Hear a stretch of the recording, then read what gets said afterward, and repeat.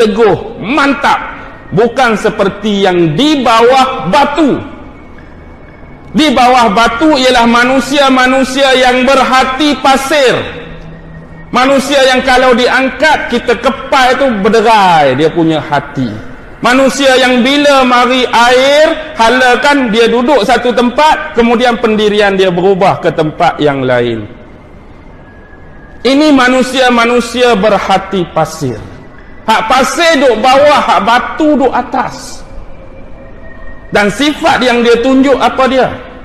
Ikan tadi. Clue dia, ikan tanpa air akan mati, hati tanpa zikir akan mati. Ikan tanpa air confirm mati, hati tanpa zikir confirm mati. Kan ada hadis menyebut perbezaan manusia yang tidak berzikir dengan manusia yang berzikir kepada Allah seumpama orang yang mati dengan orang yang hidup. Itu fungsi zikir. Why? Kerana ingatlah hadis Rasulullah tentang akhir zaman, waktu bencana 3 musim. Tahun pertama suku hujan akan berhenti, separuh, lepas tu kering, tak turun-turun. Waktu itu apa makanan orang yang beriman?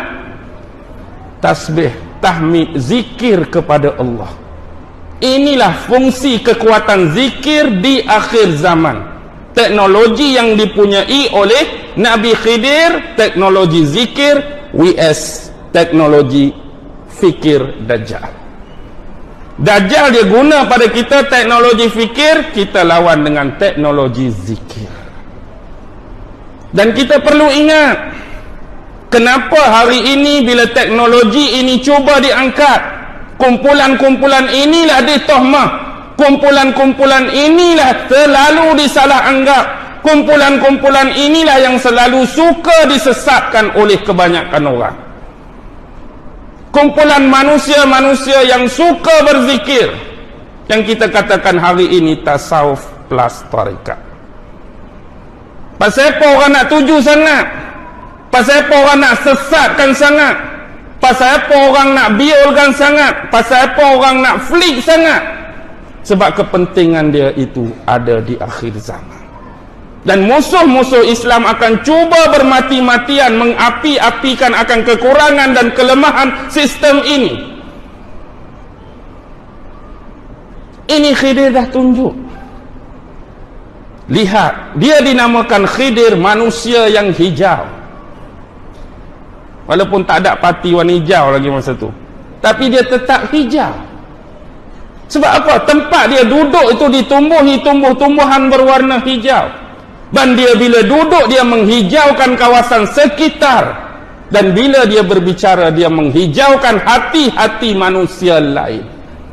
Hijau maksudnya pokok tu, tanah tu gersang, tanah tu asal tanduh. Bila dia duduk di situ, hijau naik pokok, tumbuh sesuatu. Begitulah hati-hati manusia yang gersang, manusia yang tandus, bila dia berbicara akan dihijaukan, ditumbuhkan dengan ilmu-ilmu dan makrifat.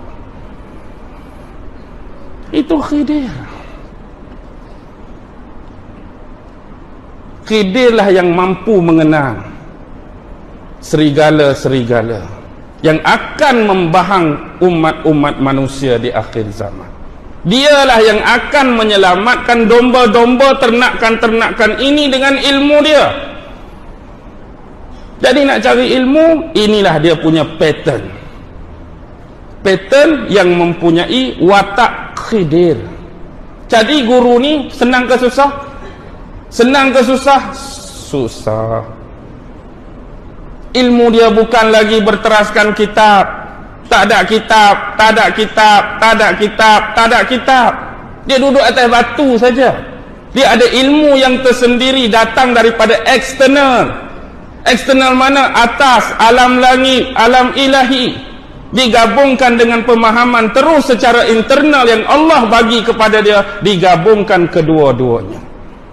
Jadi dia ada sisi eksternal dan internal.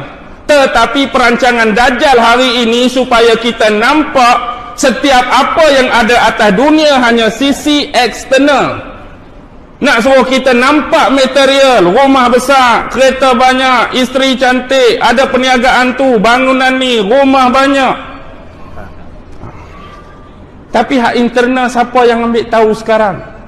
Hati yang kering, hati yang gersang, hati yang terluka, hati yang tergiris, hati yang tandus, hati yang tak ada air, hati yang tak ada benih.